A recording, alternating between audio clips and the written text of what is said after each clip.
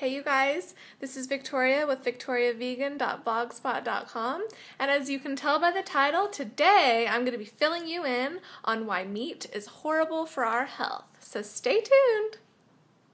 Hey you guys, so thank you for watching my video here today. This is about why meat is detrimental to our body. And first of all, I want to say that I am not judging anyone here. You know, we're all on different paths of our own journey in this life, and right now I happen to be on the path of veganism, and it's a path that I don't plan on ever getting off of, but I know that everyone is in different areas of their life right now, and I don't want to say I'm judging anyone.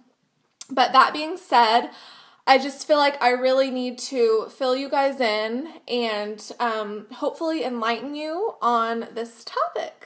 So before I get into kind of the, the blatant facts of this, I wanted to start out this video on kind of a deeper level, and I wanted to show you one of my favorite books, which is called the Essene Gospel of Peace. I have it right here. I'm not sure if you can see, but this is one of my favorite books, and I have notes right here, so if you see me looking down, that's what I'm looking at. But the Essene Gospel of Peace is considered by some to be a true account of Christ's original teaching. Now, in it, it has many references to vegetarianism, fasting, and angels. So, one of the quotes that I wanted to read to you guys is on page 37, if any of you guys have this, and I believe this was only $1 on Amazon, so it's a wonderful investment, if you want to call that investment. And it's very insightful and enlightening, and it's just really close to my heart. So this quote says, "Behold, I have given you every herb bearing seed, which is upon the face of all the earth, and every tree, in the which is the fruit of a tree yielding seed. To you it shall be for meat. I give every green herb for meat, but flesh and the blood which quickens it shall ye not eat." Now, I know that that's old-fashioned language, but I just really want you guys to ponder on that, and hopefully, if you can, pick up the actual book, The Essene Gospel of Peace, because it's just so inspiring. I just thought I'd preface this video with that, so now I'm going to kind of get into the nitty-gritty of the facts. So, why is meat bad for us? We're really frugivorous in nature, meant to eat fruit. Now, I believe that we are a tropical species. We're tropical beings because we don't have a big, thick fur like a bear. We have very little body hair. And in the history, when we had to move to more northern climates where it was very cold, we had to eat meat to survive. But the question I want to ask you is that still necessary today to still eat meat? And my answer for that is absolutely and 100% not. We're just not meant to be eating meat. We don't have claws, so we can go out and kill an animal with our bare hands. And another thing is that if you look at a lion or a wolf, their canines are so long and so ferocious. And if you look at a human's canines, they're really small in comparison. Human canines are meant to bite into things like apples, not, the back of a cow, okay? So, also when we think of a lion or a wolf, which are true carnivores, their GI tracts are so short. And human GI tracts are very, very long. So why is it that a true carnivore like a lion has a short GI tract? It's because when they eat the flesh, chew it, digest it, they need to get rid of it quickly. So them having a short GI tract is very, very beneficial, so they do not have any putrefying dead flesh in their system.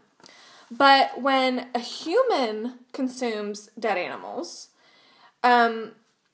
it's just so hard for our bodies to digest. Parts can get lodged in our long GI tracts. The meat can take days to digest. And because the animal protein is so hard for our bodies to break down, we can often have undigested protein in our system when we eat meat. So ideally, our GI tracts are meant for fruit or plants. And worst of all, when you consume dead animal flesh,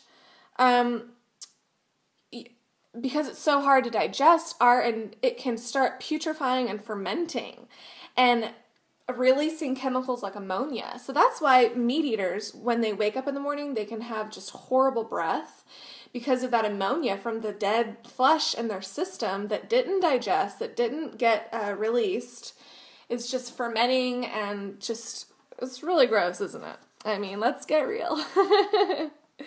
Meat is extremely acid forming in our body, and that is what causes disease to arise. Dis-ease state conditions in the body. So it's just paramount that we realize that we're not truly carnivores. I wanted to give you this little example. If you put a baby in a room and you lay down strawberries or a rabbit, what's the baby or the little kid gonna do? He's gonna eat the strawberries and play with the rabbit. So it's not in our instinct to want to go out to a field and with our bare hands kill a cow, for example. We're just not true carnivores like that. Like I said before, we don't have claws to kill. So instead of getting our nutrients from animals, we can just go to plants, which is harmless and so easy and beneficial to our bodies.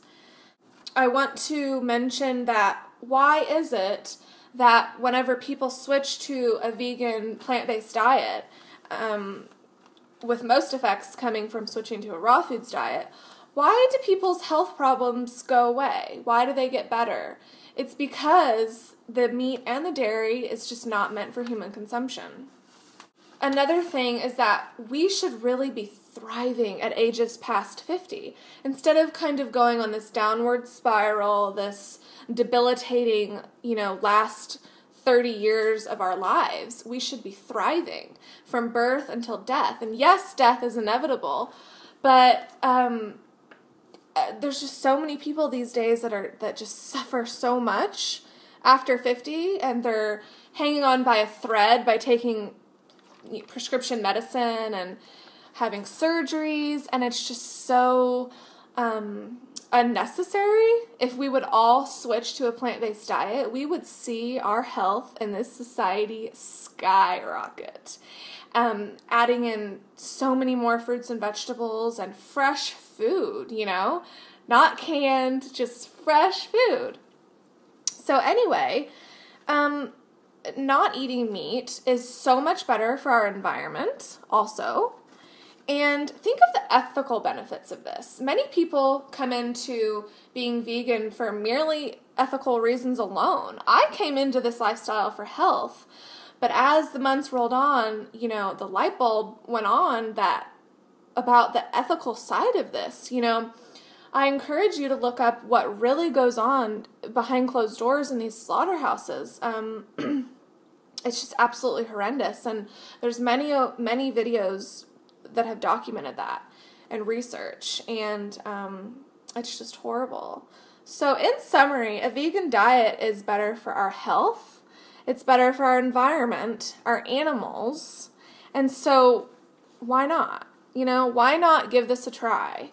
And you will just see how much better you feel, how much more energy you have, and your conscience will feel better because you're not hurting any animals in order for you to survive. I just really don't like having a graveyard in my stomach.